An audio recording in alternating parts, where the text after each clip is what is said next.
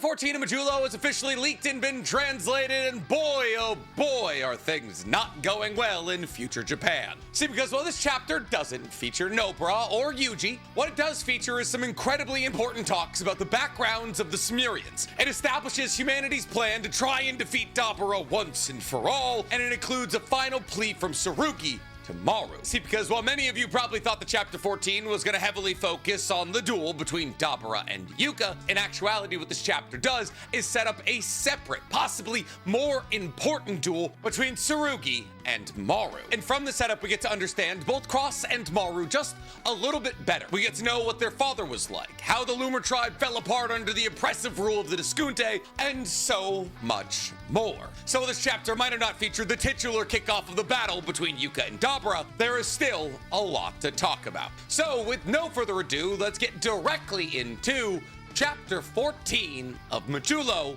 Explained. But before we get to explaining anything, guys, please, for me, like this video, subscribe to the page, and hit that noti bell. And if you're looking for one additional Nick video every single week, guys, you can go ahead and find my Naruto reaction series using the fourth wall link in my description below. So, Chapter 14 kind of picks up where Chapter 13 left off. That is to say that Chapter 13 left off telling us that the representative for humankind in the battle against Dabura was going to be Yuka. Now, as to why Yuka was chosen, people have been scrambling to try and find an answer. Did her inoperable brain cancer make her body weaker, allowing her to have some kind of heavenly restriction akin to Mekamaru's that was going to make her cursed energy tenfold more powerful? Did the cancer in her brain rewire how cursed energy flowed through it, kind of like how Kenjaku turned people into sorcerers at the beginning of the Culling game? Or was Yuka planning on making some kind of Gon agreement with herself where she would use all of the power of the rest of her short life in this battle against Dabura? Well, while we are provided an answer in this chapter, it's not quite yet. Rather, the chapter opens with Mino talking to the woman whose name I now know is Miyaguni, as Mino berates Miyaguni saying, "Are you really gonna make Yuka do this?" But Miyaguni simply responds to Mino and says, "We have no other option. You've heard about her illness, right?" Miyaguni then goes on to say that most likely the weapons that we as Japan have, and any weapons that the US would be able to provide for us, would not work against Dabura. And this tracks. We actually learned all the way back in JJK what level of human weapons would be required to kill certain cursed spirits of certain grades. And when he got all the way up to special grade, the consensus was that even carpet bombing may not work. And thus Miyaguni, or Miyaga, or Miyaga, I don't know, the translation changes her name like 3 times. I'm gonna call her Mia because that's the only consistency amongst all the translations. Anyways, Mia says that using human weapons against Dabura would probably just end up causing pointless deaths. And anyways, technically the problem of Dabura is outside of the jurisdiction of the Mutual Cooperation Agreement, and thus the United States has no obligation to help. And thus Mino asks, well, what about nuclear weapons from other countries? At which point Mia responds by saying no country wants the stigma of nuking Japan again, which, you know, fair. Mia goes on to say, and while Japan is a country that doesn't technically have nuclear weapons right now, we do have the resources and the skills to make them. And thus the answer from other nations will be, if you want your country nuked, do it yourself. After which she begins to think about how Japan has become rather hated because of their isolationist policies. Wonder what that's about. Certainly nothing to do with the alarmingly increases fascist attitudes in the current Japanese government. Anyways, back to silly alien story. We then cut to a flashback of Cross and Maru's backstory, where the two of them are standing in the rubble of what used to be the Lumer tribe's home. And Maru is holding on to a rock that Cross tells him is Muru, and that their father had left that behind for them, and that Maru should treasure it for the rest of his life. And it's at this point that we get a narration from Maru, who tells us that Muru is a powerful stone back on Sumeria that can transform into all kinds of different cursed energy, and that in Sumeria, Muru is a rare relic. And according to Dora, who was the person who had to fight against Dabura to represent the Lumer tribe, almost all of the problems that ever popped up between the Diskunte and the Lumer tribe were because of Muru. However, as Maru looks at this stone left behind by Maru and Cross's now deceased father, he realized that the stone he was holding on to wasn't Muru. Instead, it was just a regular stone. And thus in anger, he smashed it against an adjacent wall. Now obviously Cross freaks out when Maru begins to stomp this stone into smithereens, asking why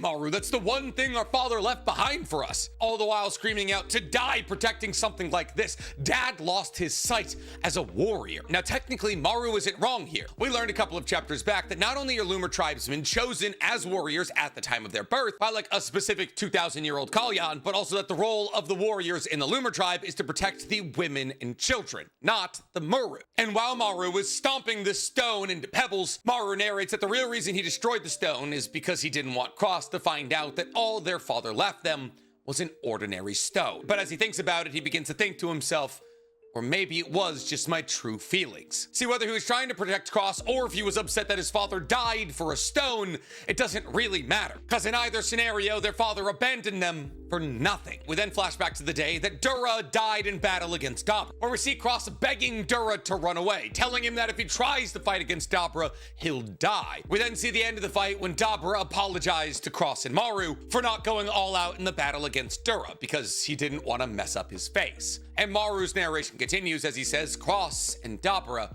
were so kind. Now, it's this point that Maru begins to think about the fact that he's really no different from his father. See, his father was obsessed with Muru stones. He was stubborn and inflexible, and therefore his obsession with finding the rare relic of Cimmeria led to his death. Cross begins to realize that his obsession with fulfilling the role of a warrior had been bringing harm to Cross his entire life. It was Cross who had to stop him from jumping into the ring to battle against Dabra, and it was Cross who got injured trying to broker peace between humanity and the Cimmerians. Time and time again, Maru's commitment to being a Loomer tribesman warrior put Cross in the crosshairs. It's at this point that we flash back to Maru in the present day, sitting in what appears to be an abandoned mall in Tokyo, as Maru thinks to himself that he wants nothing more than to be able to talk to Cross just one more time. However, it's at this point that we flash to Tsurugi, who also is seemingly walking through what appears to be the abandoned part of Tokyo. And Tsurugi is thinking to himself that there's something off about the Cimmerian story, thinking to himself that their societal structure seems far off from that of a modern nation. There's really only two classifications, warrior or not, and the warriors are assigned their roles at birth. However, saying that their societal function is different from ours is just because they're aliens is too hand-wavy, because Cimmerians are eerily similar to that of humans. And from what Tsurugi knows about the Discunte, they had a centralized political organization, i.e. a king. And thus Tsurugi begins to wonder as to whether or not the Loomer tribe got pushed down the hierarchical structure. But if the Loomer tribe were nomadic tribes people, and Cimmeria as a planet was still far off from the level of modernization as the Earth was, then how were the Loomer tribe able to make a spaceship that could hold 50,000 people and was capable of space travel? Even though the engine of this spaceship runs on cursed energy, how on earth did the Loomer tribe, who are at a tribal level of modernization back on Cimmeria, make the spaceship in the first place? More than that, how did they have the time to build a spaceship this large? Everything that Tsurugi knew about the Loomer tribe told him that they spent the majority of their time digging canals, and therefore some irregular event must have occurred, and that irregular event must have been. And it's this moment that we see Tsurugi turn a corner and look up and see Maru sitting on a roof and say, "It was you, wasn't it, Maru?" We then get a note from the narrator that says, "Day of the duel, January 14th, 2087. Now, this could either be in reference to the battle that's about to take place between Yuka and Dabra, or it could be in reference to the duel that's about to take place between Maru and Tsurugi. Now, I looked to see if the 14th of January had any significance back in JJK. I don't think it does. I think they just want us to know how much time has passed since the Cimmerians made their way to Earth. Tsurugi then continues on with this one-sided conversation as he looks up at Maru and says, "The spaceship that you came here on, it's made out of Muru, isn't it? It doesn't just react to cursed energy, it also reacts to cursed techniques. And thus the Cimmerians must have come to Earth with the cursed technique of one sorcerer. And that sorcerer was you, wasn't it, Maru?" Now, it's this point that Maru chips in and says it wouldn't have worked if it was just ordinary Muru. However, the ore that Dura found and left behind after digging an entire canal almost entirely by himself was of exceptionally high purity, which makes sense when you consider the fact that it came from land that the Discunte had never conquered before. Wild land that the entire world didn't want and therefore didn't touch. But also, you're wrong. It wasn't just my technique that brought the Cimmerians here.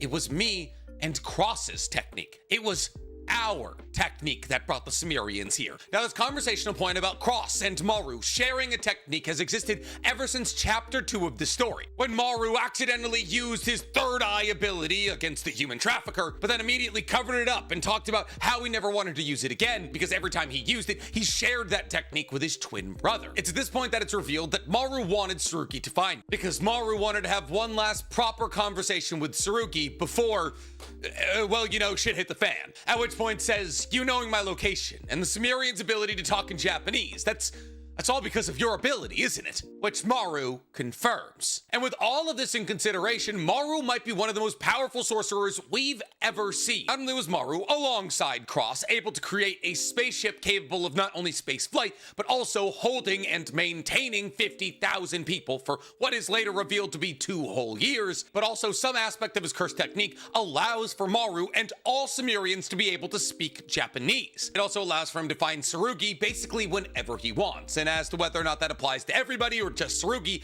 I can't say, but that kind of sensing ability alone is already crazy high-level sorcery. However, unfortunately, it's to this point that Tsurugi and Maru's conversation, well, gets a bit less friendly, as Tsurugi cuts through the nonsense and says, "I need you and your people to leave Japan immediately." At which point Maru says it's not gonna happen. The Loomer tribe already knows about the Kalyan, or cursed spirits, on Earth. But Tsurugi continues on by saying, "You know about Yuka and Dabura's fight, right?" To which Maru responds with, "Tell her to withdraw. She can't win, and if she withdraws, the outcome will be the same." But Tsurugi doesn't agree with him. Tsurugi says that Yuka is sick, and has been sick for a while, and that her condition is progressing much faster than even her doctors anticipated. And yet somehow Tsurugi was too much of a fool to notice that his little sister was dying directly in front of him. But Tsurugi lets Maru know that sorcerers have this thing known as a binding vow, one that can stake the user's very own life, and thus humanity's plan is revealed. They're going the adult Gon route. Humanity plans on Yuka staking the 3 months of life she has left to gain enough cursed energy to be able to defeat Dabura. Now, I personally anticipated that somehow, someway, Yuka was going to incorporate Rika into her kit to battle against Dabura, but considering the fact that binding vows are absolutely based off Nen restrictions, this route also makes a fair amount of sense. However, as to whether or not Yuka will be able to gain enough strength from a binding vow at the cost of her own life to defeat Dabura is yet to be seen. We've seen some people who are massively weaker than the people they're trying to kill use some pretty crazy binding vows to try and get a 1-up. Like Miwa saying she would never swing a sword again if just this one time she could cut through Kenjaku. And what did she get in return for that?